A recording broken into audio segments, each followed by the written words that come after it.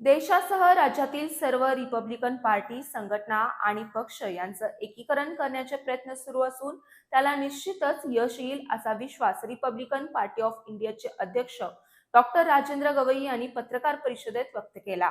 मंत्री रामदास आठवलेही यासाठी सकारात्मक असून प्रकाश आंबेडकर यांच्याशी संपर्क सुरू असल्याचं त्यांनी स्पष्ट केलंय. आम्ही महाविकास आघाडीसोबत निष्ठावंत असूनही आमच्यावर अन्याय झालाय, मात्र आम्ही वाढलो तरच तुमची वाढ होईल असं त्यांनी सांगितलंय. रिपब्लिकन पार्टी ऑफ इंडियाचे अध्यक्ष डॉक्टर राजेंद्र गवई हे आज कोल्हापूर दौऱ्यावर आले आहेत. त्यांनी आज कोल्हापूर प्रेस क्लब कार्यालयात पत्रकारांशी संवाद साधला.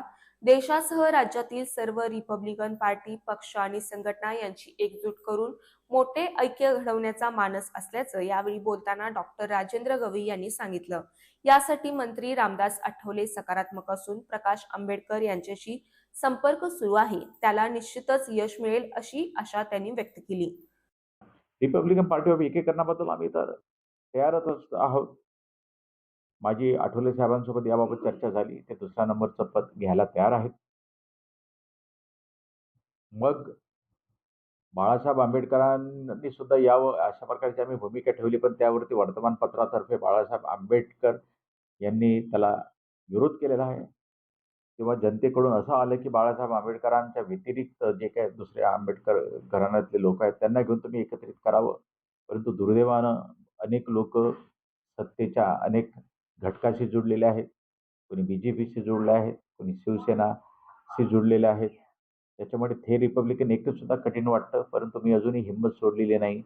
कोल्हापुरातील शाहूपुरी इथल्या रेल्वे स्टेशन समोरील एका इमारतीमध्ये राजर्षी छत्रपती शाहू महाराज आणि डॉक्टर बाबासाहेब आंबेडकर यांची भेट झाली होती. या ठिकाणी भव्य स्मारक होण्यासाठी प्रयत्नशील असल्याचं डॉक्टर राजेंद्र गवई यांनी यावेळी सांगितलं. वाघापूर इथल्या कमानीला डॉक्टर बाबासाहेब आंबेडकर यांचं नाव देण्यासंदर्भात या गावातील लोकांशी संपर्क साधून त्यांना समजावून सांगणार असल्याचं त्यांनी सांगितलंय. आम्ही महाविकास आघाडीसोबत एकनिष्ठ होतो आणि अजूनही आहोत, परंतु आमच्यावर नेहमीच अन्याय झालाय, मात्र आमची वाढ झाली तरच तुमची होईल असा सूचक इशारा त्यांनी महाविकास आघाडीला दिलाय. जेव्हा रिपब्लिकन पार्टी ऑफ इंडियाला न्याय देण्याचा प्रश्न येतो तेव्हा न्याय मिळत नाही. आणि जर आम्हाला ताकद दिली नाही तर त्यांचीच ताकद कमी होते. यावेळी बबनराव शिंदे, पांडुरंग कांबळे, विद्या देशमुख, भाऊसो काळे, शोभा कुमटेकर, वनिता वरपे यांच्यासह रिपब्लिकन पार्टी ऑफ इंडियाचे पदाधिकारी आणि कार्यकर्ते उपस्थित होते.